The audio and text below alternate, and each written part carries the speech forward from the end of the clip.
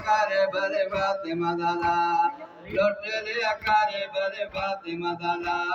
लुट लिया करे बरे फातिमा दाला लुट लिया करे बरे फातिमा दाला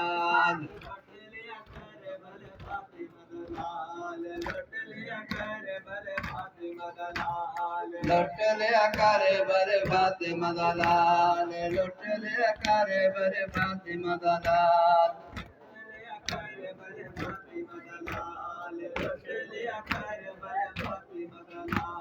मशाला दे शेर मारे हजरत शबीर ने तीर दा निशाना बने बचड़े आमिर दे